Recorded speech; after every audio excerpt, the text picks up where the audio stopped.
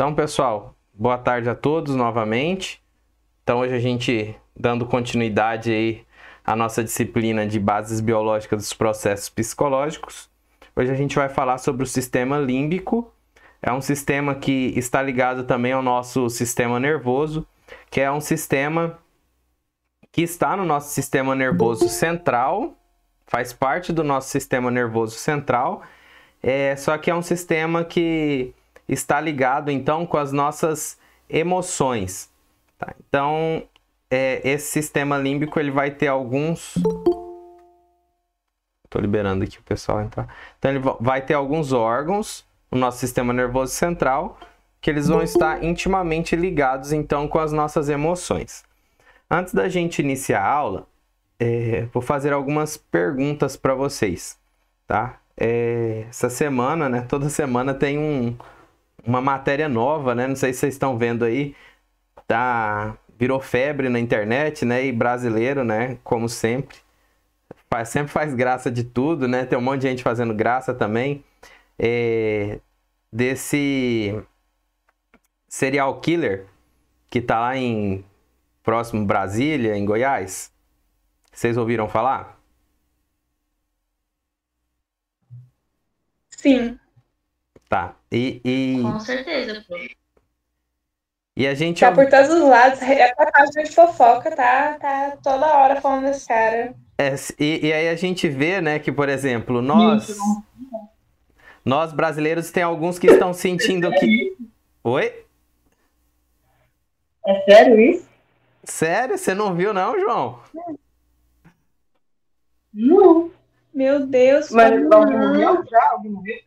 Um monte de gente. Ele veio da Bahia, matou um monte de gente na Bahia. E aí ele foi preso porque ele se entregou.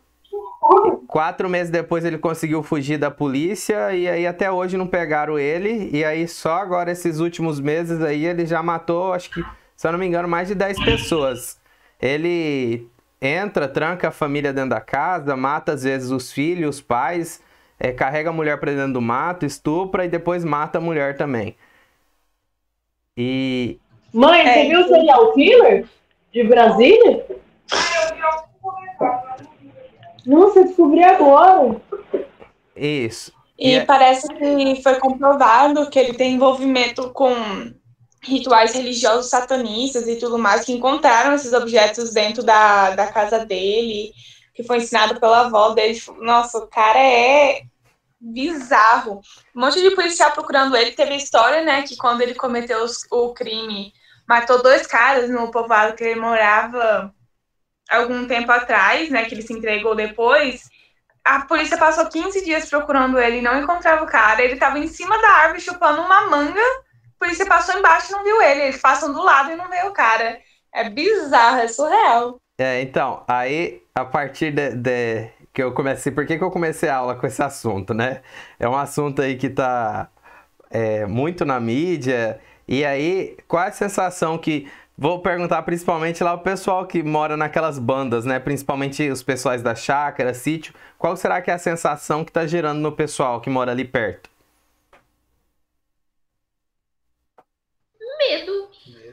Não, professor, deve ser muito tenso, viu? Porque eu aqui, nos confins do Mato Grosso, tava tendo pesadelo por causa desse cara. Imagina o povo que tá lá perto. Isso, e vai gerando a sensação de medo, né? Porque, por exemplo, o Goiás, querendo ou não, tá aqui do lado, né? E se ele veio lá da Bahia, ele pode muito bem vir aqui pro Mato Grosso também, né? Então, a gente vai começar... Nossa, professor, que bacana o senhor falar isso. Muito assim, muito obrigada mesmo. Bacana. E aí a gente começa a falar sobre isso, por quê? Porque vocês veem que a gente começa a ver uma reportagem e isso começa a gerar um medo na gente, né? Mas por que que tá gerando esse medo na gente? Né? Porque a gente às vezes consegue se colocar no lugar do outro que tá lá, né? Por exemplo, imagina a pessoa entrando na sua casa e aí vai te dando essa euforia e isso vai gerando esse medo, né, na gente. Só que tem pessoas que, por exemplo, nunca passou por isso, acha que nunca vai passar, e vocês conseguem ver também que tem muita gente fazendo graça na internet com esse cara. Não sei se vocês já viram também, porque, por exemplo, quem é adepto a TikTok aí também, tem um monte de gente tirando sarro, né? Dessa situação. Um cara serial killer que já matou um monte de pessoas, a polícia não consegue achar, e o pessoal tirando sarro, né? Por que será que o medo não toma conta dessas pessoas? Ou será que o medo tomou conta dessas pessoas, mas elas não querem dar o braço a torcer, né? E perante a câmera elas estão fazendo como se nada tivesse acontecido? O que vocês acham que passa na cabeça do que tem medo, do que não tem? Professor, eu não sei se não é que não tem medo, né? Porque algumas pessoas, elas não sabem, eu não sei se elas não sabem administrar bem os sentimentos dela, enfim. Mas não me surpreende esse tipo de coisa, porque há uns tempos atrás eu vi um fã-clube para Susana Richthofen. Você tem noção disso? Chamam ela Um de fã-clube? Esses dias eu vi mesmo. Teasam a situação. Eu fiquei, caraca, velho, que trem surreal. Então, tipo, não tô surpresa. Porque se fazem isso com ela, que olha, né, o tipo de crime que ela cometeu, imagina com ele. Que ainda tá algo meio solto ainda, né? Aí, Sobrenatural. Eu pelo acho menos que esse senti caso da que- Suzane, eu sei que é meme, porque eu conheço o pessoal que mexe na página deles do Twitter, então eu sei que é no lado da piada, não no lado sério. Mas mesmo assim, ainda é Amigo, uma mas piada sim, muito... mesmo sendo do lado da piada, que tipo de pessoa faz piada com uma coisa dessa, entendeu? Tipo, não importa se é sério ou se não é, mas tipo, que tipo de ser humano faz piada com um bagulho desse? Que é o caso, né, que eu falei dos pessoais do TikTok aí, que faz piada com esse serial killer que a polícia nem pegou ainda, né? E, por exemplo, pode estar na porta da casa deles amanhã, né? Acho que teve mais alguém que ia falar aqui. Quem que era? Tinha aparecido aqui pra mim, eu acabei não olhando, conseguindo ver o nome. fui eu. Eu ia falar que eu acho que é o sentimento que as pessoas têm e tiveram com o Covid, porque ficou naquela sensação de, eu não vou pegar, isso não vai acontecer comigo. Aí eu acho que é o mesmo tipo de pensamento que essas pessoas têm. É bem isso, né? Tem várias Que coisas. inabalável. Tem várias coisas que acabam se encaixando nisso, né? Então, por exemplo, aquele cara que entrou lá na creche e matou as crianças. Às vezes, quem tem os filhos em casa sentiram mais o medo, mais a raiva daquele rapaz do que às vezes quem não tinha filho, né? Então a gente acaba ligando nisso. Então, por exemplo, as pessoas que não perderam ninguém ou que não tinham medo de perder ninguém da família acabaram tratando o Covid, né, como piada também. Aí agora eu vou falar uma outra coisa pra vocês. Por exemplo, quem aí já foi assaltado por 2 caras numa moto? Ou 2 caras de a pé, né? Professores, é mesmo que perguntar quem respira, né? E aí, depois de ser assaltado, né? Não pode passar ninguém, 2 pessoas de moto do seu lado, que você já dá a sensação que a pessoa vai te assaltar. Né? Então, quem já teve essa sensação? Professor, Oi. eu nunca tive, graças a Deus, nunca fui assaltada, mas assim, eu fui fazer cursinho em Goiânia, né? Um ano antes de entrar na faculdade. E tinha essa menina que morava no mesmo prédio que ela veio lá do Rio de Janeiro, ela nunca tinha sido assaltada. Aí um dia ela indo pro cursinho, 7 horas da manhã, avenida mega movimentada, ela foi assaltada, mão armada, por 2 caras numa moto. Ela, depois daquilo, não tinha coragem de ir no mercado, que era, tipo, do outro lado da avenida. Ela tinha pavor de sair de dentro de casa com medo de acontecer aquilo lá de novo. E aí, por exemplo, eu já fui assaltado também aqui em Rondonópolis, eu nunca fui assaltado. Mas eu fiz uma viagem, lembro como se fosse ontem, foi em 2012. Fui para Porto Seguro, na Bahia, que de seguro não tem nada. E aí eu e minha esposa, nós estávamos caminhando, saiu 2 caras assim de um beco, ajoelhou a gente no meio da rua, colocou a arma na nossa cabeça. E depois, ainda bem que faltava só um dia pra gente voltar, a gente não conseguiu sair de dentro do hotel mais, só saiu pra vir embora. Então a gente ficou num medo que a gente não conseguia sair porque qualquer pessoa ia assaltar a gente na rua. Quando a gente estava quase melhorando da situação, minha esposa estava chegando em casa de moto, tinha 3 caras dentro de um carro, fechou ela de carro, né, a moto, desceram 2 e roubaram a moto dela. Depois disso ela ficou 2 anos sem conseguir montar numa moto e se passasse Se eu tivesse pilotando e passasse um carro do lado da gente, ela já se tremia toda. Né? Então, são situações que vão condicionando a gente a medo, tá? E isso está ligado ao nosso sistema límbico. E aí tem várias coisas, né? Por exemplo, não sei se vocês, quando crianças, se lembram, por exemplo, de alguma situação de colocar um prego, por exemplo, na tomada. Eu já fiz isso.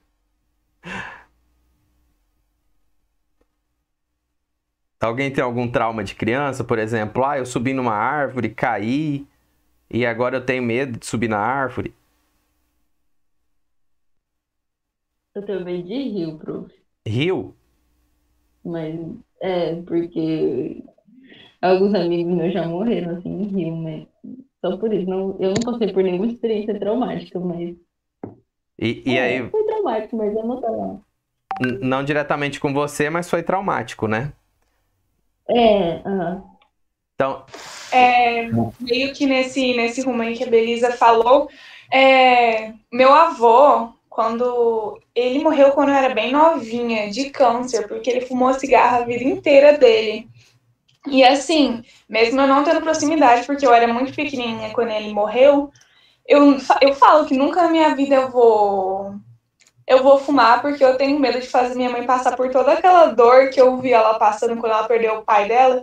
De novo, eu tenho, tipo assim, pavor, sabe? Não gosto, falo, eu nunca vou fumar na minha vida. E por causa disso, sabe? Eu sempre falo, porque meu avô morreu devido ao cigarro. e realmente, a gente... Oi, João. Não era eu que estava dirigindo, mas eu tenho muito medo de dirigir. Estou enrolando para tirar a carteira já faz 2 anos. E eu tenho muito medo porque eu já capotei o carro. Não era eu que estava dirigindo, mas o carro capotou. Aí eu também já fui atropelado. E já tive umas 2 batidas de carro. E nenhuma eu estava dirigindo. Mas isso me causou um medo de dirigir, porque a chance de ter acidente, mesmo sem você dirigindo, é muito grande. Aí isso me apavora muito para dirigir. Então, aí esses traumas aí, por isso que eu tô entrando nesses assuntos antes, porque a gente vê que os medos, os traumas, eles não são mesmos que são do João, não são os mesmos que são em mim, não são os mesmos que são da Gabriela, não são os mesmos que são da Raíssa, do Matheus, e assim sucessivamente, né? Então, esse sistema límbico, ele nos previne, então, mostrando o medo, só que ele é aprendido, né? Esse sistema límbico, ele é aprendido. Porque, por exemplo, quando a gente é criança, a gente não sabe, a gente não tem medo de pôr a mão, por exemplo, em algo quente, porque a gente não sabe que queima. Aí, a partir da hora que a gente coloca a mão em alguma coisa que queima, a gente vai sentir medo de colocar a mão novamente ali para sentir a queimadura novamente. Então, como eu falei, né? Quando eu era criança, eu peguei um prego e coloquei na tomada. Nunca mais eu quis colocar um prego na tomada novamente, porque eu tinha medo de tomar choque. Então, esse sistema límbico, ele vai condicionando a gente, né? Então, os traumas que a gente vai vivendo, que vai perpassando aí pela nossa vida, é o que vai trazendo o medo diferenciado para cada um de nós, tá? Aí, a partir daqui, então, né, desse assunto, aí eu quero que podem compartilhar as experiências de vocês aí durante a aula, sem problema nenhum, tá? Então, a partir de aqui, pessoal... Oi, pode falar. Eu só quero contar mais uma que o senhor falou agora do negócio do prego. Que você nunca mais fez isso, né? Sim. Minha irmã, quando ela era pequena, ela era apaixonada em milho. Aí um dia ela foi na geladeira, sem minha mãe ver, e pegou a lata de milho e foi enfiar a mão dentro para pegar o milho. E nisso ela cortou a mão dela. Eu lembro até hoje dela chorando, deitada no colo da minha mãe com a mão sangrando, enrolada na blusa. Ela até hoje odeia milho. Ela não come de jeito nenhum por causa disso. Ela tomou trauma do milho, não foi nem da lata, né? Exatamente, lata ela não tem medo. Agora o milho não come de jeito nenhum. Pra gente ver como que essas emoções, né? Como que elas são geradas, diferenciadas na cabeça das pessoas. Porque, por exemplo, eu cortei meu dedo numa lata desse jeito, mas tem aquelas latas de tinta, né? A pessoa abriu ela, e aí, se eu não me engano, meu pai guardava óleo usado dentro dessas latas, e eu enfiei o dedo dentro e prendeu. Muito, muito parecido com a latinha aí que você tá falando, que a sua irmã cortou. E eu tenho a marca até hoje no meu dedo. E toda vez que eu vejo, por exemplo, a minha filha indo pro lado de uma lata dessa que tá cortada, me dá um pavor que parece que ela vai cortar o dedo que nem eu cortei, né? Que o meu, a pele caiu pra frente e aí voltou, grudou assim, ficou a marca certinha da pele, né? Ainda bem que não arrancou fora. Mas ficou certinha a marca da pele saindo pra fora e voltando assim. Então tenho a marca até hoje no meu dedo e quando minha filha chega perto de uma lata dessa, eu fico com medo, né? Então, só que eu não fiquei com medo do óleo, né? Eu fiquei com medo da lata. Já a sua irmã, então, já não gosta de milho por causa disso, né? Então, são essas emoções que são diferenciadas de um indivíduo para o outro. Tá? Então, antes da gente começar a falar do sistema límbico, a gente vai falar aqui sobre o comportamento emocional. Então, é o conjunto de reações frentes a uma sensação. Essa sensação é o que a gente está descrevendo até agora, aí falando dessas várias coisas que aconteceram com a gente e que vai causar uma sensação na gente de medo ou algo parecido. Então a gente tem as emoções primárias que estão relacionadas aí com as necessidades. Alguém conversou alguma coisa aqui?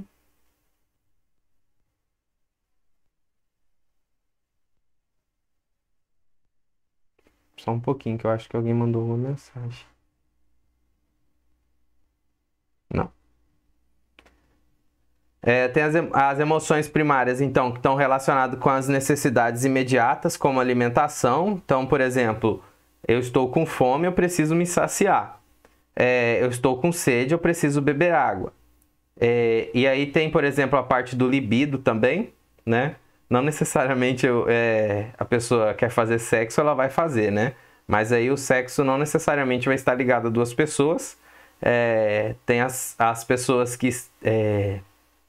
de alguma forma, né, o sistema límbico dela, das emoções, também é prejudicado e a parte do libido, do sexo, é aflorada. Então, por exemplo, esse rapaz aí que a gente estava falando, serial killer, né, que também está ligado ao estupro, né, então ele tem um problema com essa parte de libido, né. Então, tem gente que, por exemplo, faria sexo várias vezes por dia, teria gente que se masturba várias vezes por dia, porque é um sistema que está aflorado na pessoa com emoções primárias. Emoções primárias ligadas, então, por exemplo, à parte animal mesmo, tá? Então, isso aqui que a gente vê, ó, é parte animal. Fome, sede, sexo, fugir de predador, ou de outro medo, defender os filhotes. Então, por exemplo, a gente sabe que tem mãe, por exemplo, que não faria mal a ninguém, mas vai fazer mal pro filho dela para você ver se ela não te esquarteja, né? Então, essa sensação aí, essas emoções primárias são emoções animais que às vezes elas podem se despertar. Então, por exemplo, coloca duas pessoas num local onde, não sei se vocês já viram Jogos Vorazes, tem uns outros filmes também. Esqueci o nome. Um que prende as pessoas, e aí, por exemplo, você tem que, para você comer, você tem que cortar a sua mão. Jogos Mortais? Jogos Mortais, isso mesmo, obrigado. Então, isso vai entrar não no nosso sistema, né? Não é emocional que eu ia falar, nós, seres humanos, racional, né? Nosso sistema racional. Então não entra. Eu tô com fome, eu vou morrer de fome, eu preciso cortar minha mão, eu vou cortar minha mão porque eu quero comer, tá? Então isso aí entra na nossa parte animal, tá? Então eles geram comportamentos motivados. Professor? Oi. Desculpa. Oi. Não, é que eu lembrei que, não sei se o senhor vai chegar nessa parte, né, ainda mais, é que eu tava fazendo uma atividade e aí eu li que o sistema límbico, ele também tem uma participação, né, na questão da instabilidade emocional de problemas, por exemplo, como a borderline. E aí eu fiquei surpresa porque eu não sabia, assim, né, que fazia parte até a amígdala, por exemplo. Que tem a função de processar as emoções e armazenar as lembranças emocionais, né? Então, eu fiquei bem interessada até aí quando, no começo lá da aula, quando você passou o plano de estudo e falou que a gente ia ver sobre essas questões, eu fiquei bem interessada. Eu queria saber se o senhor vai explicar sobre isso se vai relacionar essa parte do sistema límbico a variações de humor, por exemplo, algum problema. Eu vou falar, eu não vou falar diretamente ligado à síndrome de borderline, tá? Mas eu, como professor do estado, já tive alunos com síndrome de borderline. Se quiserem também eu posso até comentar o comportamento deles, né? Não vou falar nome e tal, mas posso comentar no final, caso vocês queiram. É muito difícil lidar com pessoas de borderline, porque ao mesmo tempo que a pessoa chega séria, ela já tá rindo, e ao mesmo tempo que ela tá rindo, ela já tá séria novamente, porque as emoções na cabeça da pessoa, ela totalmente diferente, tá? Até tinham falado, não sei se vocês viram no começo, né, da Thaís do BBB, né, que ela tava rindo independente, ela fazia assim, né? Então, é um negócio muito estranho, né? Por exemplo, tinha uma menina dessa síndrome de borderline, que ela se cortava, ela tentou se matar 3 vezes, então era assim, a mãe saía de casa, disse que ela estava super feliz, de repente ela chegava em casa, a filha estava desmaiada porque tinha tomado medicamento, estava com os braços cortados, então era algo muito... Nossa, quem convivia com a mãe dela, né? A mãe dela chegava chorando na escola para conversar com a gente, era algo bem assim, que afetava a gente mesmo, né? Por conviver com a pessoa e tal, então eu vou falar sobre isso, não necessariamente sobre a síndrome de borderline, tá? Mas, como você já leu sobre o assunto também, se você quiser contribuir, tá? Se eu chegar em alguma parte, você falar, professor, posso falar sobre isso? Fica à vontade, tá? A Tamires, né, que falou, né? Isso. Não, é só um trechozinho mesmo que fala sobre essa parte do sistema límbico, né? Assim, eu tenho aqui, se o senhor quiser que eu leia, é bem pequeno. Fala assim, que pode falar. A função principal do sistema límbico, né, é o processamento de emoções e o armazenamento de lembranças emocionais. Ele serve também como um sistema do alarme do cérebro, acendendo as reações de fuga ou luta. E a amígdala, ela recebe informações sensoriais do corpo através do tálamo e envia mensagens para muitas outras áreas, inclusive o rosto, ativando expressões faciais, além de estar associado com o olfato. E as pessoas com sintomas borderline, em alguns estudos, mostraram amígdalas bem mais ativas do que a maioria da população, levando a uma insatisfação nas reações emocionais a quase todas as situações de vida, colocando-as em estado praticamente constante de alerta e prontidão. Só esse trecho aqui que fazia parte, né, da minha atividade, e aí eu li sobre o sistema límbico e eu fiquei curiosa, né, e até perguntar, mas aí eu vi que fazia parte da sua atividade, mas já falei sobre muita coisa já. E essa amígdala aí, pessoal, não é essa amígdala que fica aqui embaixo, tá? Não sei se você conseguiu ver isso, Tamires. Eu vou falar sobre isso. Eu pesquisei, mas eu não ficou esclarecido. Porque tem a amígdala que fica aqui próxima ao pescoço, que são também conhecidas por tonsilas, né? Amígdalas palatinas. Essas aqui, elas estão ligadas com o nosso sistema imunológico, tá? E essa outra amígdala é uma amígdala cerebral, tá? Aí essa sim que está ligada com as partes das emoções. Então, são amígdalas diferentes. Tá? Porque, por exemplo, às vezes a gente pode confundir, né? Porque, falar, meu primo tirou as amígdalas. Meu Deus, será que agora ele vai ficar com um transtorno, né? Emocional? Não, ele vai ter um problema maior com a parte imunológica. Então, por exemplo... aqui, essas amígdalas que estão próximas à nossa garganta, quando a gente entra em contato, por exemplo, com uma bactéria, um vírus, essas amígdalas aqui eles vão servir como uma espécie de uma peneira e chamar o nosso sistema imunológico para ver se a gente tem defesa ou não, né? E aí ele está mais ligado então com a nossa parte imunológica do que com o nosso sistema nervoso central. Tá? Aí essa outra amígdala aí do cerebral é essa que está ligada com o sistema límbico, tá? Só eu vou falar isso durante a aula também, mas só para antecipar. Eu não sei se você falou que não tinha pesquisado, né, qual era a amígdala, mas são amígdalas diferentes, tá?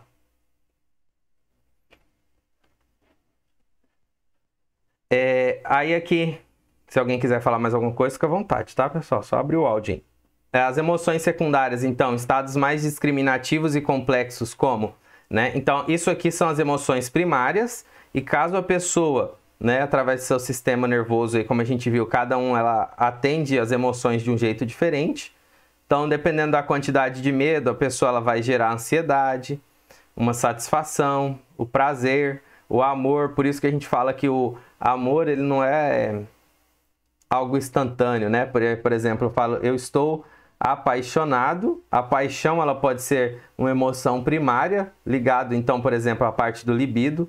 E o amor não, né? O amor ela já é uma emoção secundária, né? Algo que leva um pouco de tempo para ela ser construída. A familiaridade é uma miríade de sentimentos mais subjetivos, tá? Então isso aqui são emoções secundárias que são causadas também então pelas emoções primárias. Isso aqui envolve então a cognição, que é a percepção consciente das sensações, o afeto, a percepção de si e dos outros, a motivação, o desejo de agir e as alterações somáticas e viscerais aqui, ó, que vão relacionar a expressão, que a Tamires falou aí pra gente, ela resumiu a nossa aula inteira, né, nessa leitura dela aí, que está certíssimo, tá? Então, o nosso sistema límbico, ele está ligado a isso aí mesmo, tá, Tamires?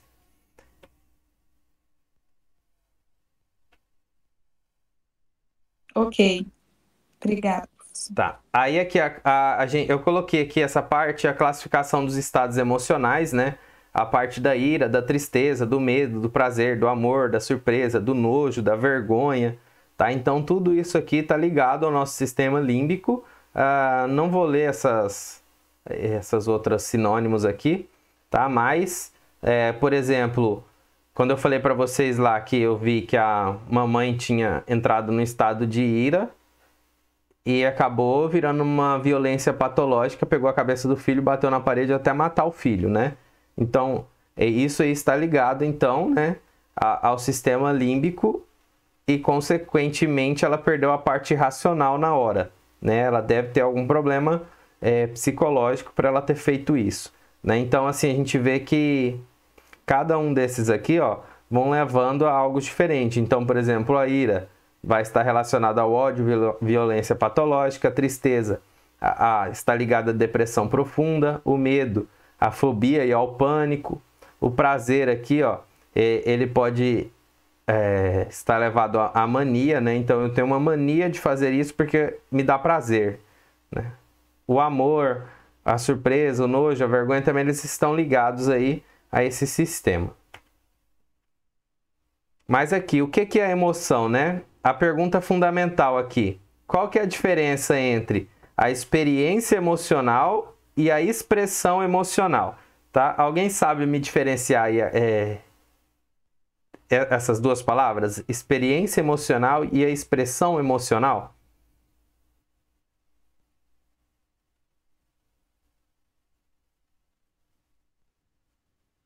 Acho que uma é você experimentar o mundo à sua volta de uma forma emocional e traduzir isso em emoções que vão meio que adentrar na sua psique, e a outra é você expressar as suas emoções de dentro para fora. E aí isso está ligado, por exemplo, nesses rostinhos aqui, né? Está ligado a esses rostinhos aqui, esses outros aqui, né? Então, isso aqui a gente vê muito, né? A expressão emocional. Então, por exemplo, né?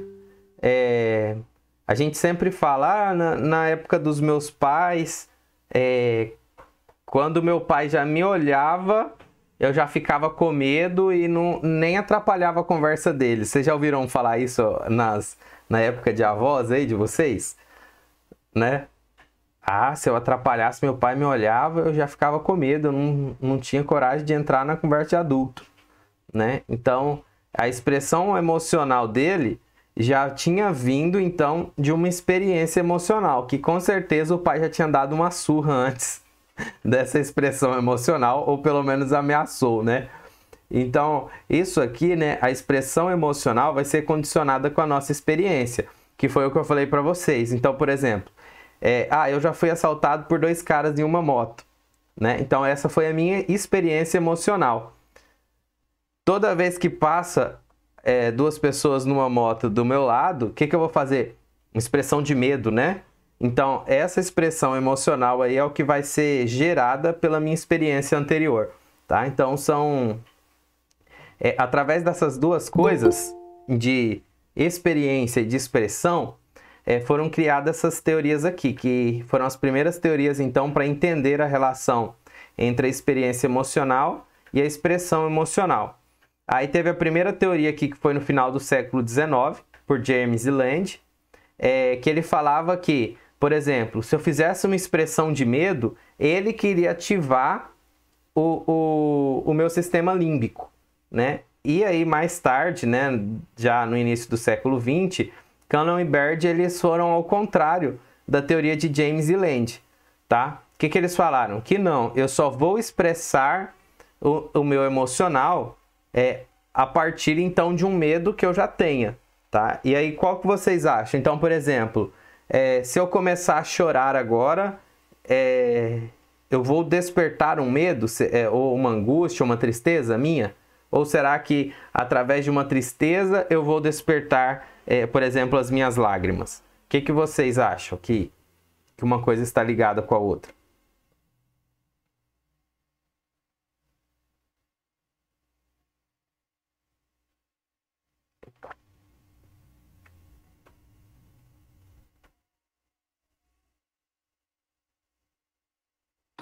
Eu acho que depende.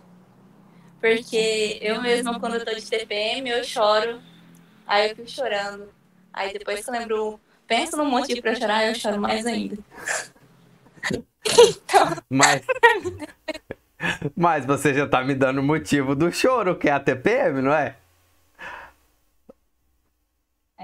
Uhum. Então, a TPM, de uma certa forma, tá te liberando um monte de hormônio e você começa a chorar. Ou não é porque, por exemplo, isso aí que eu queria entrar, né? Então, se você me deu um motivo, eu chorei por causa da TPM. E se você chorar a qualquer momento, vai ativar a sua TPM?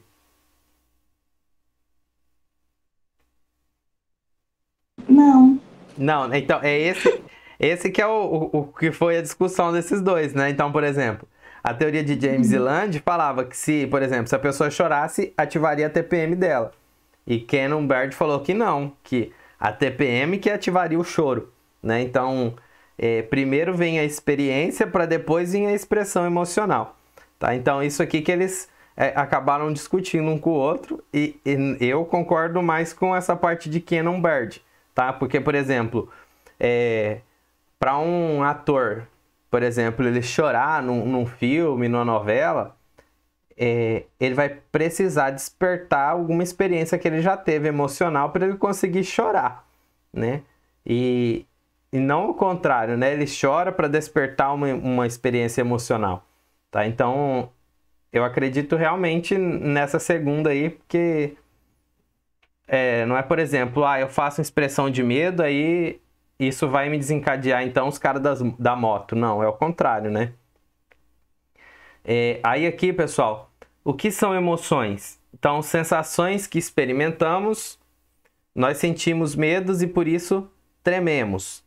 Aí nossa frequência cardíaca aumenta, suamos diante da serpente, nesse caso aqui, né? Então, olha só o que vai gerar. E como eu falei para vocês, né? O estímulo que vai fazer com que o sistema límbico ele aprenda, tá? Porque, por exemplo, coloque uma criança, um bebê que não sabe o que é uma serpente, coloque ela na frente da serpente, será que ela vai sentir medo da serpente? Consequentemente, não vai, tá? Se ela não souber o que é isso, ela não vai sentir medo. Agora, coloque um adulto na frente de uma serpente, né? Que ela vai sentir medo. E aí, olha só a sequência das setas. Então, James e Land, né? Ele ia fazer cara de pavor, a cara de pavor ia acionar o sistema límbico para despertar o medo. E na teoria de Cannon, é o contrário. Ele olha, o sistema límbico ativa, consequentemente ele faz a expressão emocional, tá? Então, eles fizeram teorias diferentes aí de um para o outro. E consequentemente eu acredito mais na setinha azul aqui, né? A gente olha... Professor, Oi. o James Lang falou alguma coisa sobre memória genética? Não, mas... na verdade ele falou que a nossa expressão que ativava o sistema límbico, né? Então no dele aqui não estaria muito ligado essa parte não, de lembranças aí. Tá? Agora nesse aqui sim. É porque eu tô pensando se memória genética, nem quando falam que algumas memórias, alguns medos passam de geração em geração, se ia ter algum efeito no sistema límbico. Acho que é muito doideira já. Aí eu já não vou conseguir te ajudar. E é isso aí, às vezes é muito complicado eu falar, né? Porque, por exemplo, como eu estou falando em ciência, né? Aí às vezes eu posso até acreditar nisso, né? Mas aí, se eu falar para vocês que é ou que não é, já fica meio difícil, porque isso aí já não entra muito dentro da ciência em si, assim, né? Do que eu tô falando da biologia. E é difícil, por exemplo, eu falar. Porque, por exemplo, eu já vejo muitas pessoas falando que tem medo de alguma coisa, que... não sei se vocês já ouviram falar de constelação. Vocês já ouviram falar disso?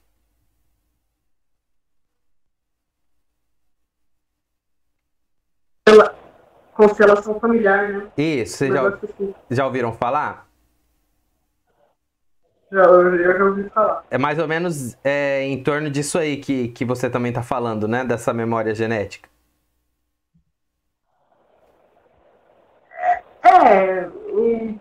Que pelo menos falando da constelação familiar como se fosse uma memória genética, né? Eu sei que mistura uns negócios de regressões. Sim, aí você vai vendo a história dos seus pais, dos seus avós. Algum lance assim.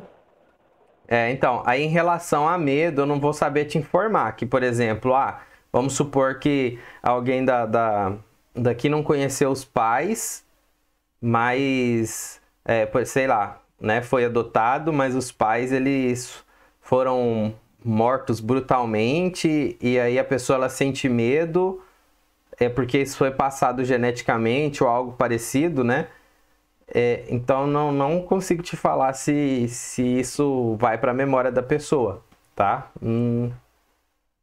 Não vou conseguir te falar. Às vezes eu posso até acreditar, mas te falar que realmente isso vai acontecer aí eu não vou me arriscar. Aí aqui a gente tem as expressões somáticas, né, que é do corpo, e as viscerais. Então, aí a gente treme, sua, aumenta a frequência cardíaca, sentimos o medo, né? Então, por exemplo, a pessoa, ela suar de medo, né? Ela também pode suar sem o medo, pode suar por exercício físico, né? Então, se essa teoria de James Land aqui estivesse corretíssima, né? Então, por exemplo, quando eu estivesse fazendo exercício físico e eu começasse a suar, isso me geraria, então, um medo na cabeça, né? Então, na mente. Então, isso, às vezes, deixou-se essa teoria meio de lado por isso.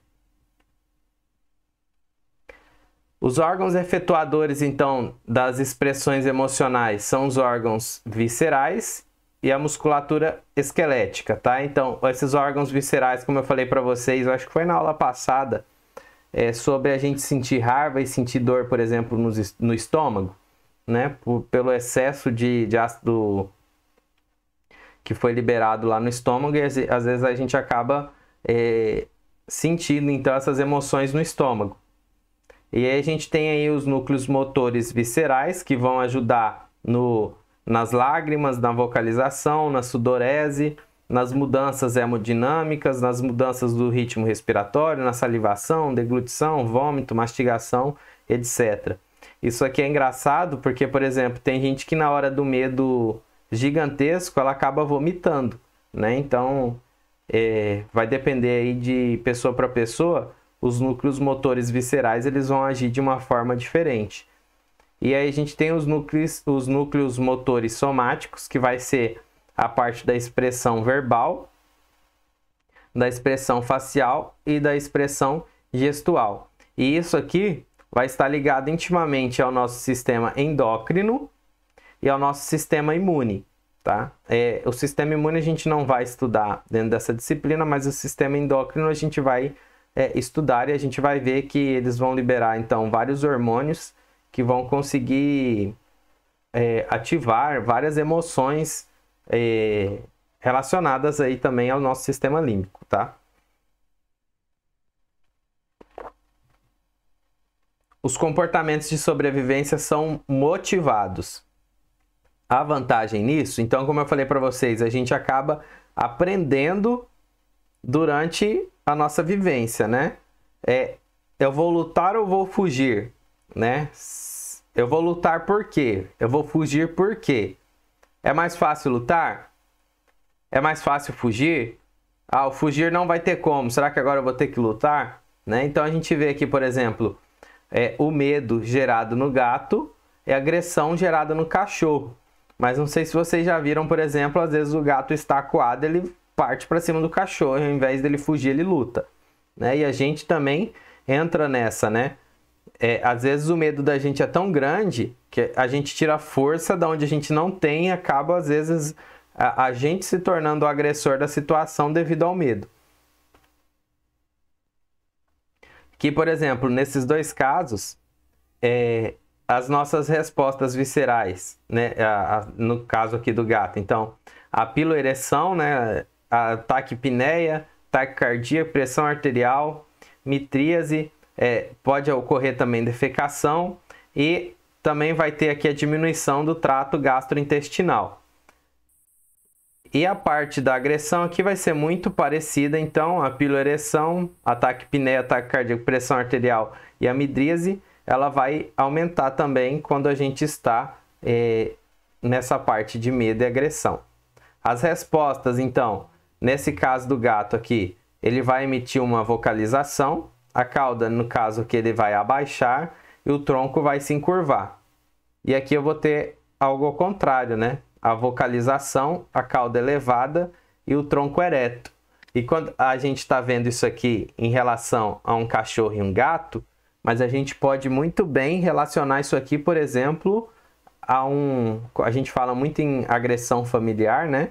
A um pai com um filho, uma mãe com um filho, um pai com uma mãe, né? Então a gente consegue visualizar isso em pessoas que acabam gerando a agressão e a pessoa que vai gerar o medo, né? Então, às vezes a gente vê e fala, gente, essa mulher ela apanha do marido dela há tantos anos, ela não faz nada.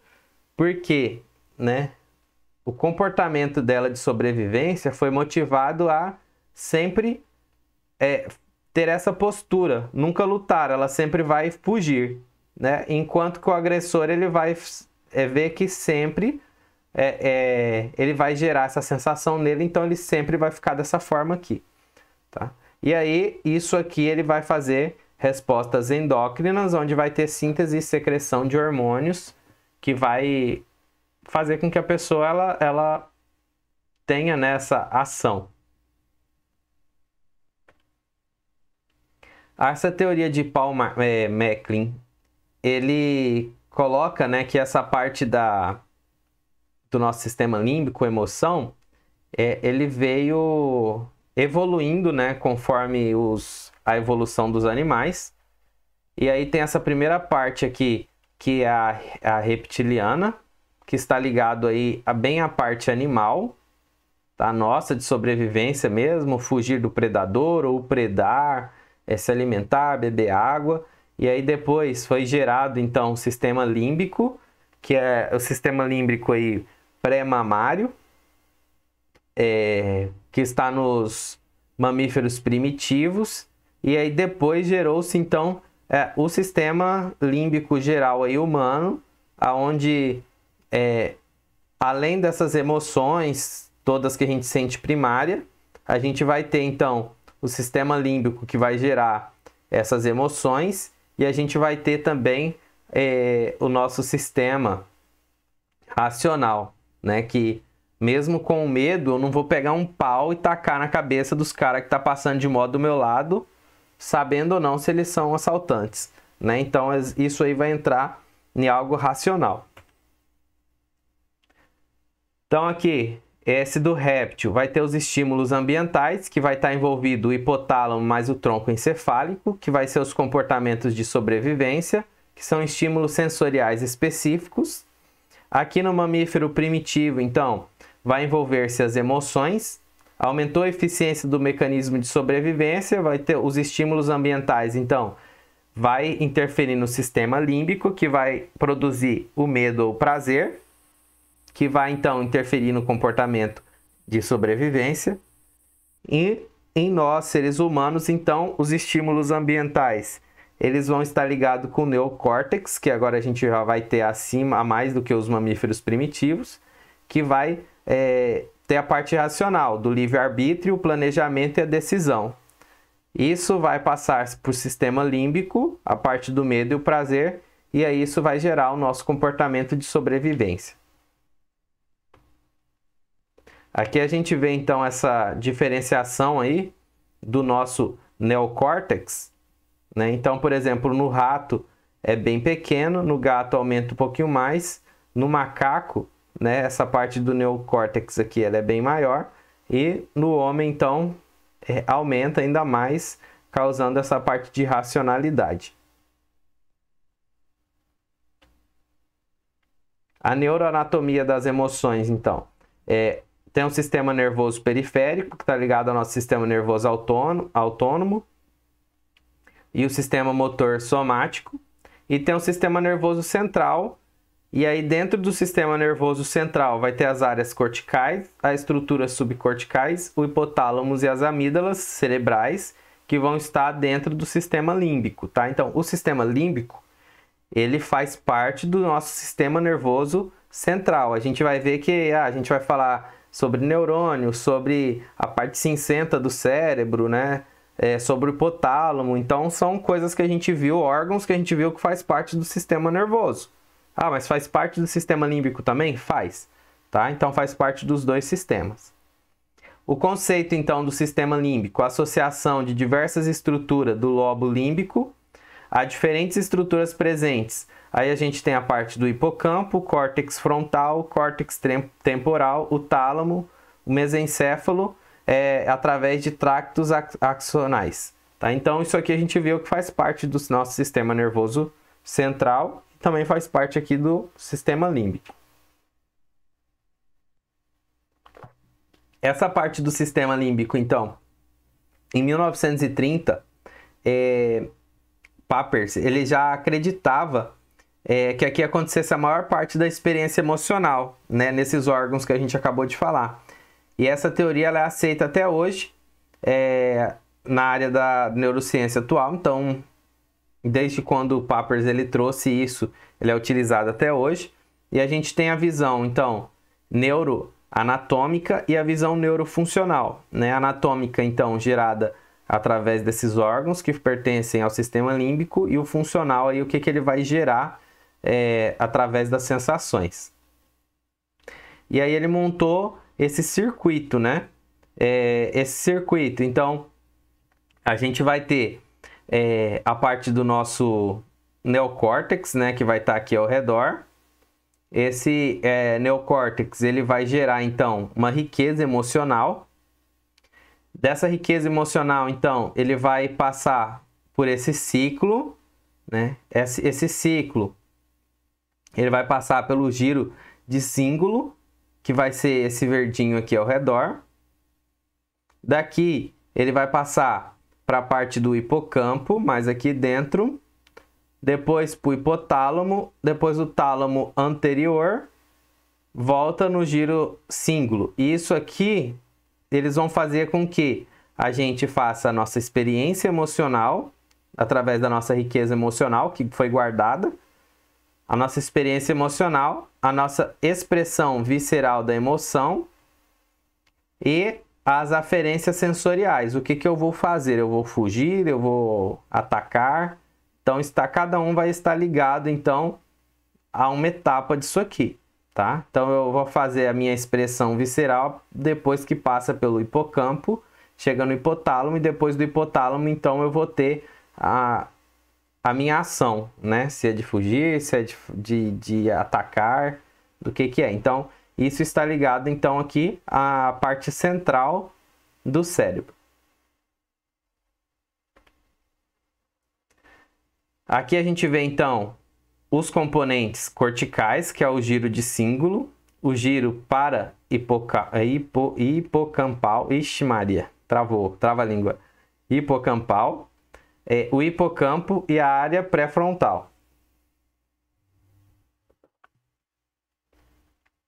O giro de cíngulo, essa parte mais azul. A amígdala, então, são as bolinhas que vão ter aqui no centro. O hipocampo, que está aqui mais embaixo, numa cor mais escurinha. E a área pré-frontal aqui, que vai estar ligada ao lóbulo frontal.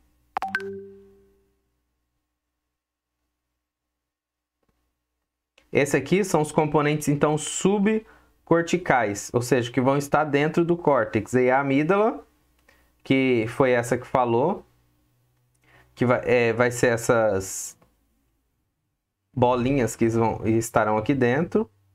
E tem a área septal, tem os núcleos mamilares do hipotálamo, tem os núcleos anteriores do tálamo e os núcleos abenulares. Tá? Então, tudo isso aqui que vai estar dentro da parte cortical, eles vão fazer parte, então, do sistema límbico. A funcionalidade, então, do circuito que ele fez, do Papers, então, aqui os exemplos, né?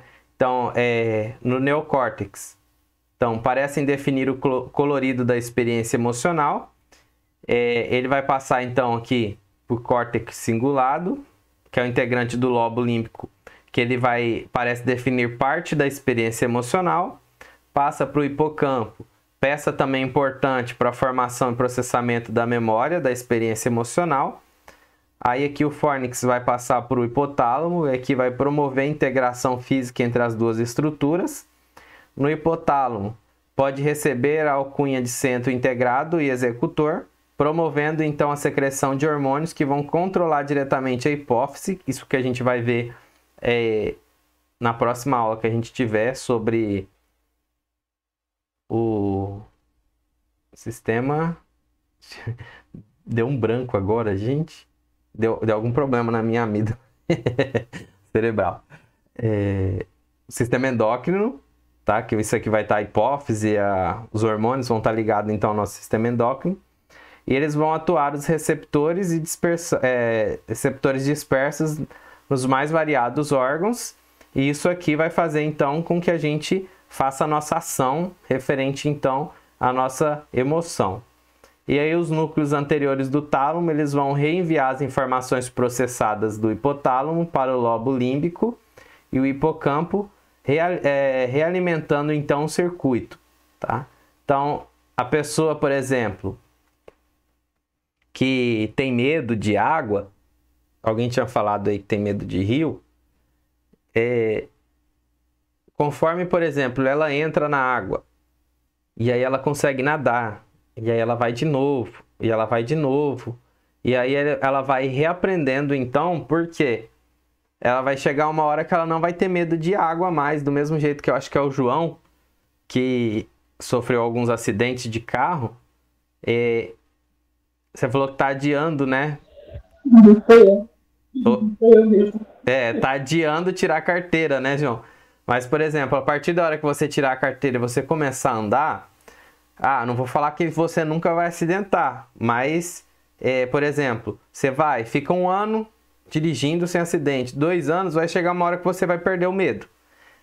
E aí, ele vai, então, reavaliar aqui, reenviar as informações de que dirigir não tem medo, tá? E aí, lógico, por exemplo, depois de 5 anos que eu perdi o medo, sofri um novo acidente. Aí ele vai novamente reenviar as informações.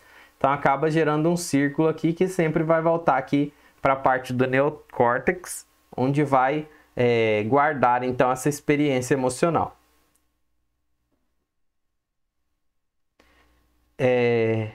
Aqui é a mesma coisa, né? Então a parte do córtex ele passa por giro cíngulo, que vai ser a experiência subjetiva, vai passar por hipocampo.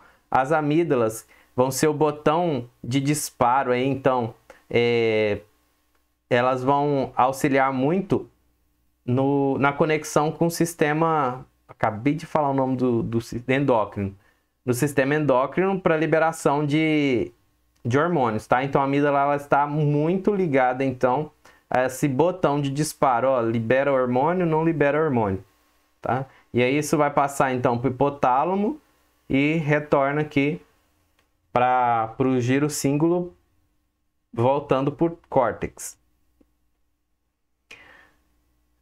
Vamos falar. Essa foto ela causa medo, né? Só de você olhar para a foto, né? Você olha o pavor na cara, na expressão da pessoa e você acaba gerando medo, né? Então, por exemplo, você está assistindo um filme de terror, você acaba às vezes ficando com medo só da expressão da pessoa, você nem vê o que a pessoa está vendo, você já fica com medo só da expressão da pessoa, né? Então, o medo e a ansiedade. Então, a ansiedade, origem grega, significa estrangular, sufocar ou oprimir. Gera angústia aqui, que é o desconforto. Angor, que é uma opressão ou falta de ar. Angere é o causar pânico. O medo tem causas objetivos e definidos.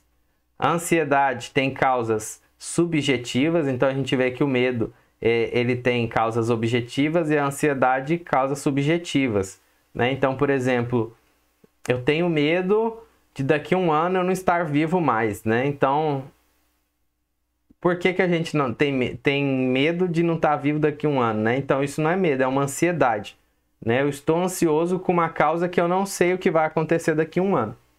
Então, isso é a ansiedade.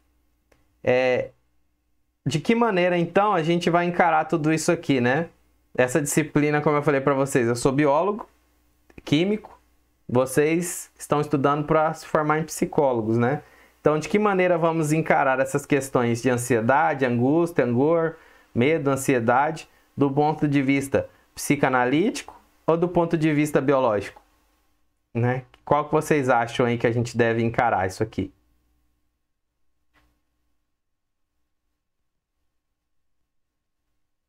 Puxa a sardinha pro nível de vocês, né? O psicanalista, né, professor? E o biológico? Deixa pro professor de biologia. Na verdade, a gente acaba levando para as duas formas, né? Então, por isso que une então o biólogo para dar uma disciplina para vocês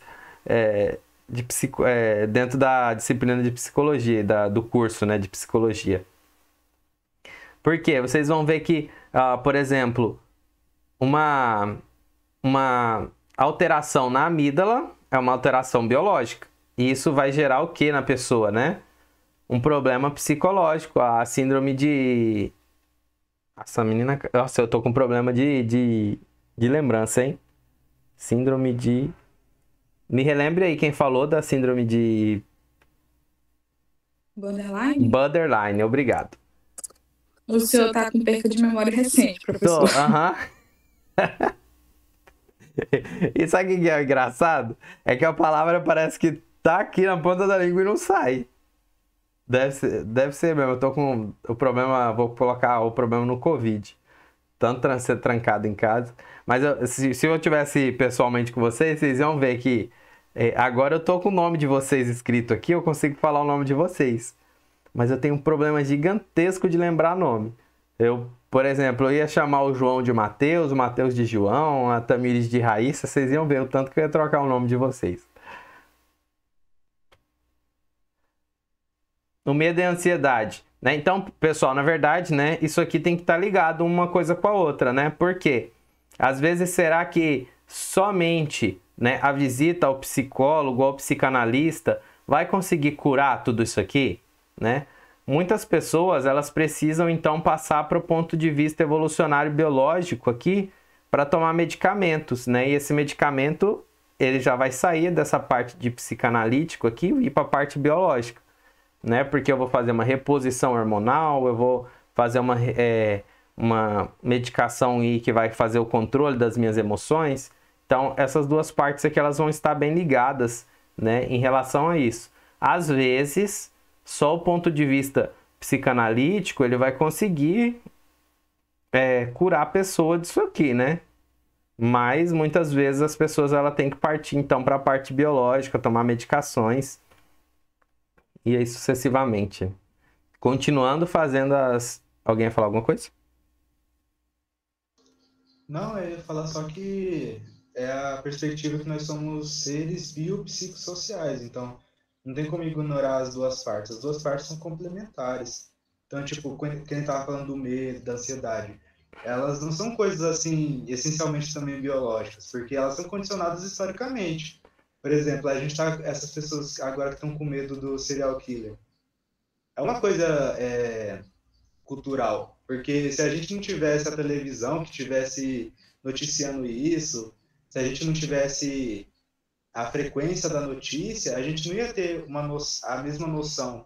Tipo, se a gente ouvisse falar de alguém que está matando alguém, mas a mídia e essas outras coisas, elas vão condicionando, então não tem como isolar os fatores, né? Eles são complementares. Ah, com certeza. Obrigado pela contribuição, Rafael. É bem isso mesmo que você falou, as duas coisas estão muito ligadas, até mesmo... eu tinha uma aluna no ensino médio, que ela eu dei aula para ela no 7º ano, depois eu peguei ela no ensino médio de novo, no 1º ano, peguei e fica estranho, né? Lecionei aula para ela de novo, né? E ela, desde o 7º ano, ela tomava remédios contra a depressão. E eu sempre perguntei para ela, você sabe, você tem algum medo, alguma angústia, algo que aconteceu com você? Eu sempre perguntava para ela, né, que te causou a depressão? E aí eu sempre via por trás do olho dela, assim, que ela tinha algo que ela poderia contar. Por exemplo, não vou falar que é isso, né, mas, por exemplo, um abuso sexual. Mas ela não contava, ela nunca contou, ela toma remédio até hoje. A irmã dela, gêmea dela, não tinha problema nenhum relacionado a isso. Mas a gente via que ela sabia que tinha um problema, mas ela não contava para ninguém. E uma vez eu falei para ela, você não sabe realmente, assim, não vem na sua cabeça algum problema? Aí ela pegou e falou assim, não tem. Eu falei, mas você não conversa isso nem com seu psicólogo?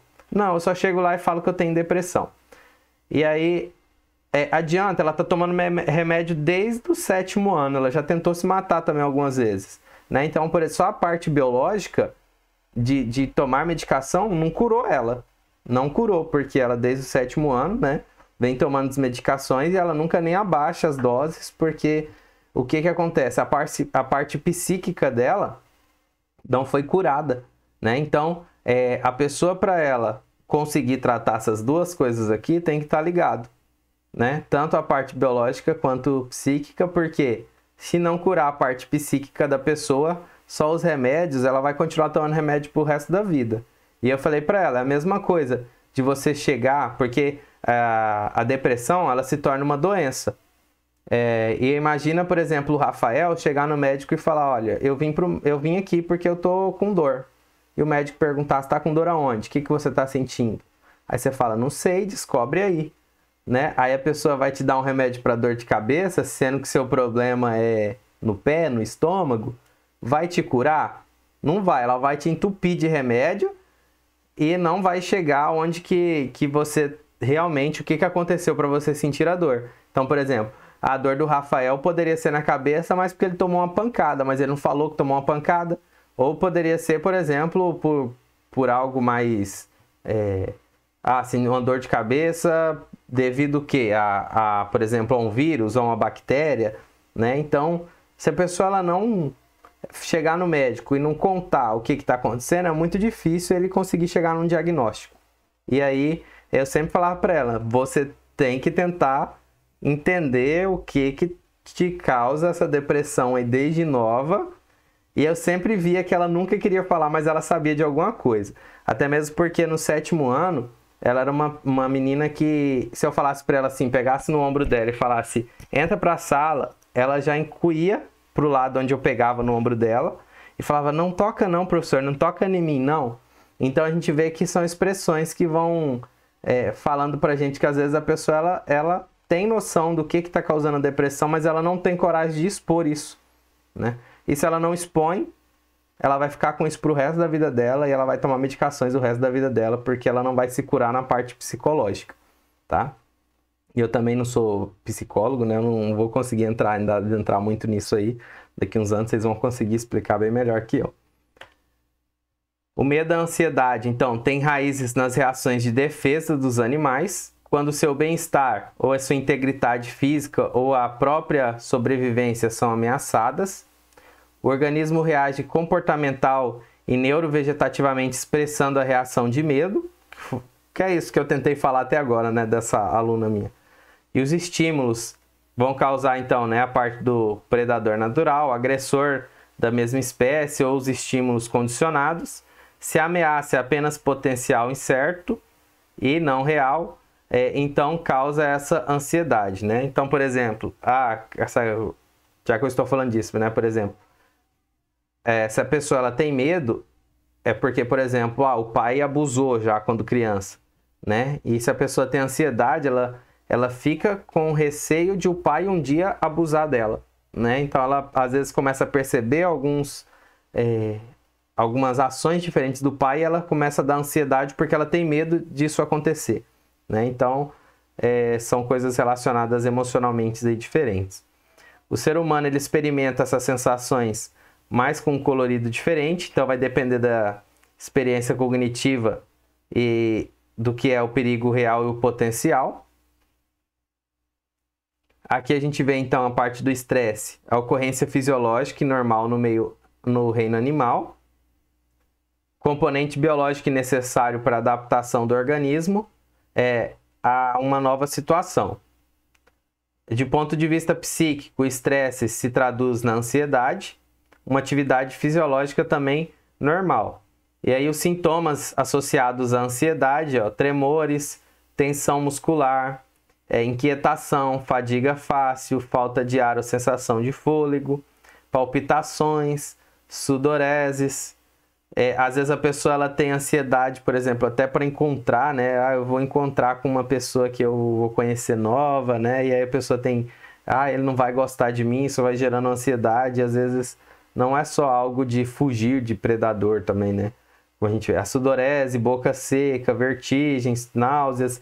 Então tem muita gente que isso aqui, está totalmente ligado à ansiedade, né? E às vezes em algumas pessoas quase não aparece. E a ansiedade ela também pode causar até a irritabilidade da pessoa. A amígdala aqui, cerebral, como foi falado então, são as bolinhas aqui, vermelhinhas.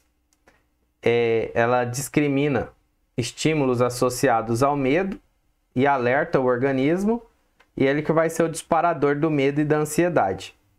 E aí ele vai estar ligado aqui com o hipocampo e essa parte central aqui do córtex cingulado. E ele vai gerar, então, o medo, né? Dentro do hipotálamo aqui vai gerar o medo, a ansiedade. E isso vai ser guardado depois na parte do neocórtex, aqui nessa parte cinzenta do cérebro. Como eu falei que... Agora eu vou lembrar, síndrome de borderline, lembrei. Né? Como eu falei, como foi falado da síndrome de borderline, então uma lesão bilateral da amígdala vai ocorrer em mudanças emocionais, tá? Então, eu só não lembro quem foi que falou mais, mas falou que a síndrome de borderline, leu lá que tem algum problema nas amígdalas, e as pessoas que têm... Foi eu que professor. Isso. É que falam, né, que as pessoas que têm as reações... tem essa parte mais aguçada, né? Sim. E aí as reações delas são mais rápidas do que pessoas normais, digamos assim. E aí, por exemplo, nesse caso aqui, de uma lesão, né? Eu estou lesionando a amígdala, a pessoa ela vai ter mudanças emocionais. Ela ignora as expressões de medo e de ira nas outras pessoas. Então, por você estar totalmente irado com a pessoa, se ela tá com alguma lesão aqui na amígdala, ela não vai entender que isso seria uma situação para ela, por exemplo, fugir de você.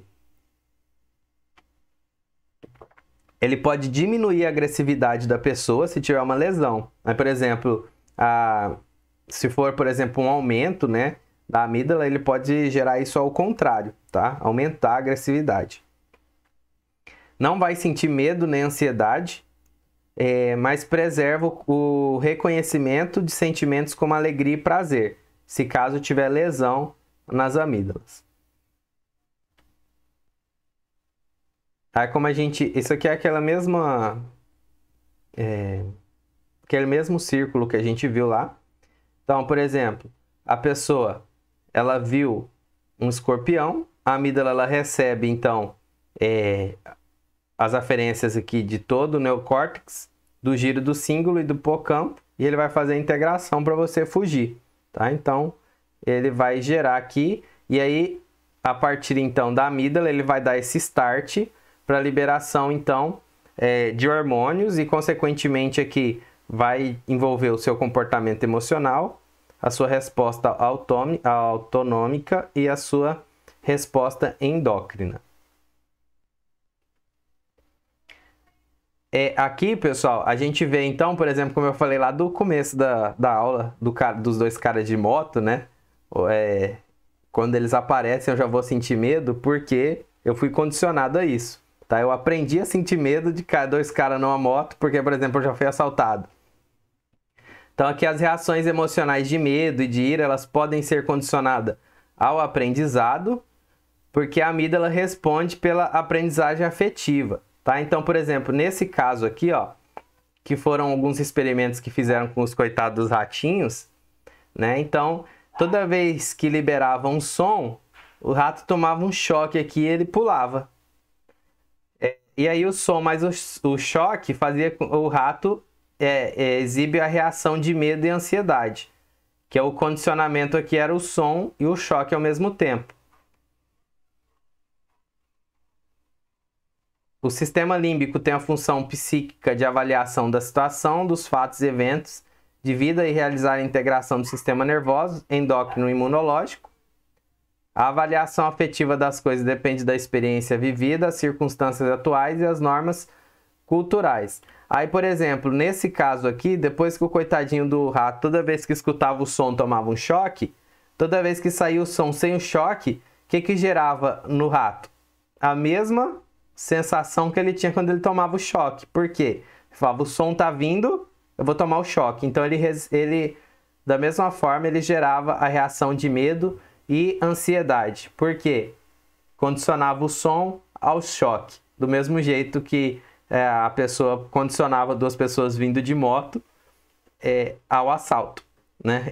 Isso é engraçado porque, não sei se vocês já viram algum vídeo nas redes sociais do pessoal falando, fale que você é brasileiro, sem falar que você é brasileiro. Aí tá uma pessoa passando na calçada, é uma câmera, lógico, de uma casa que tava filmando, e dois caras veio para estacionar a moto, e quando ela viu que o cara virou a moto, ela achou que ia ser assaltada, ela saiu correndo de volta. Aí os caras estacionou, abriu o portão, e aí ela viu que os caras estavam só abrindo o portão para entrar na casa, ela ainda retornou, passou pelos caras rindo, né? Deu um tchauzinho e passou reto.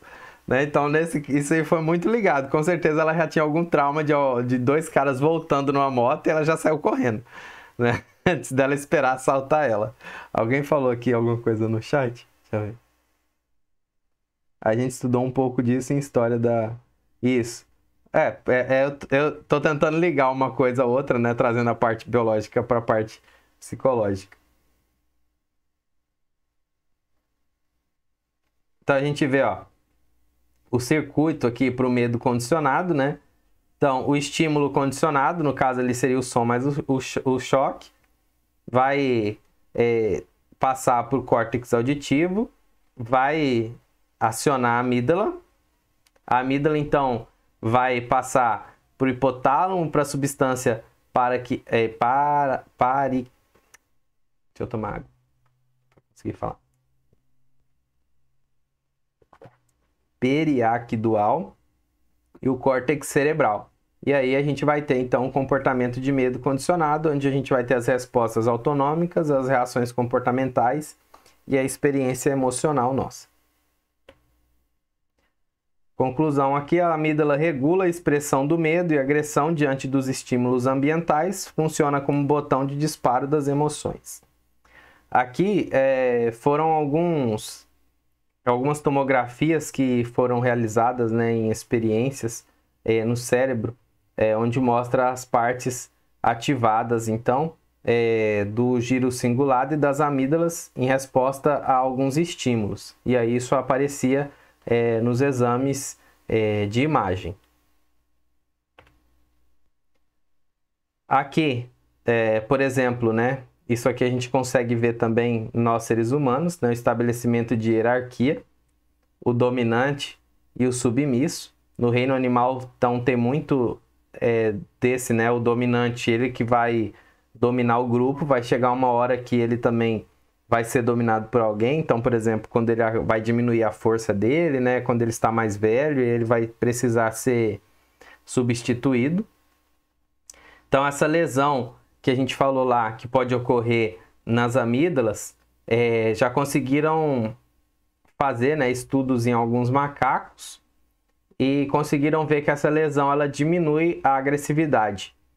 E aí ele vai ser rebaixado na hierarquia social, tá? Porque ele sempre vai ser o submisso, porque ele não consegue aumentar a agressividade dele e passar para dominante.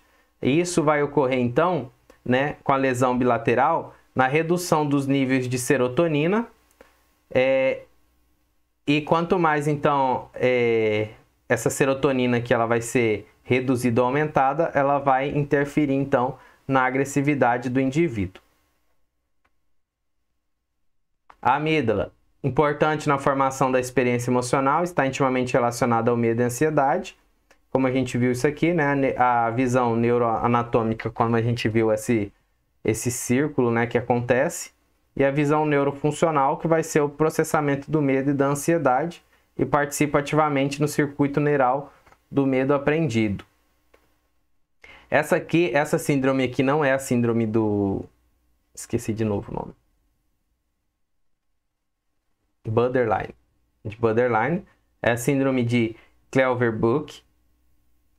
A sintomatologia decorrente da lobotomia temporal em macacos rezos. Esses macacos rezos, eles são muito parecidos com a genética dos seres humanos.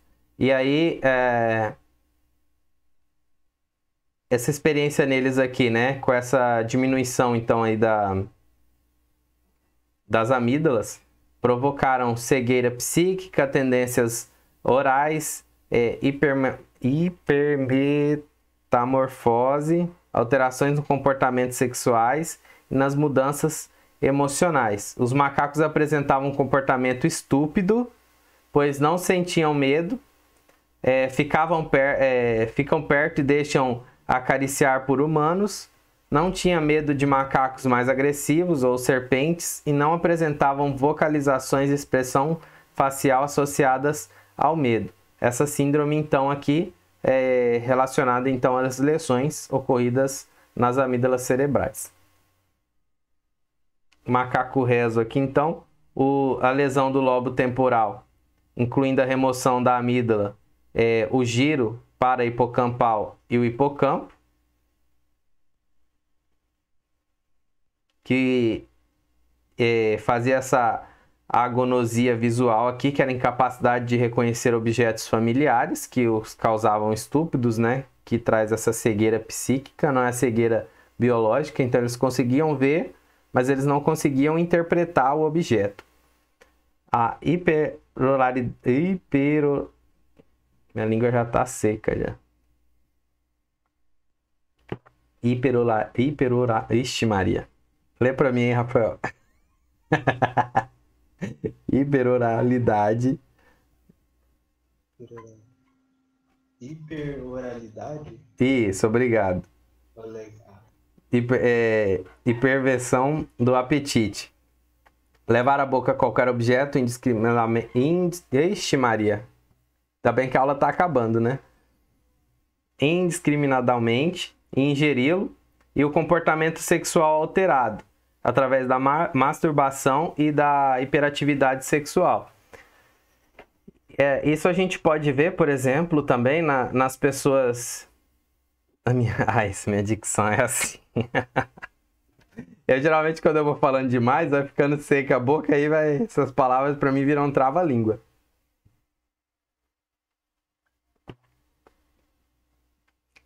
A gente vê que, por exemplo, as pessoas que têm problemas mentais, a parte sexual delas acabam se aflorando bastante. Não sei se vocês já viram falar que, por exemplo, na PAI, eles têm que ficar o tempo inteiro em cima dos pacientes lá, das pessoas, porque senão eles fazem sexo em qualquer lugar. Porque a parte sexual deles é totalmente aflorada devido à racionalidade deles diminuir. Mudanças emocionais, então eles não tinham medo de mais nada, mesmo aos predadores naturais, e a inexpressividade emocional, tanto facial quanto vocal. E às vezes a gente pensa, né? Isso aqui seria bem legal, né? Não sentir medo, não sentir ansiedade. Por um ponto de vista até seria bom, né? Porém, né, a gente é condicionado, né, a isso. Imagina se a gente não sentisse medo de nada, não sentisse ansiedade para nada. O que aconteceria, né? Será que a gente morreria mais rápido, né? Acredito que sim, né? Imagina você passando na frente de um carro sem ter medo de ser atropelado. Ou dos caras passarem por você e você não ter medo de ser assaltado, e você vai ser assaltado várias vezes, né? Então, de um certo modo, você imagina eu sem medo, sem ansiedade, isso aí seria bem legal. De um certo ponto. Por outro, já não seria tanto assim. Tá. Então, pessoal, a gente encerra a aula hoje aqui. Se alguém tiver algo para comentar, fique à vontade. Professor, eu não tenho algo para comentar, mas a Joana pediu para avisar que ela teve que sair da aula, que ela está numa consulta médica. A Joana, né? Ela falou na aula comigo. Tá. Obrigado. Eu tô dando print aqui agora, pessoal. Peraí. Eu vou anotar da Joana aqui.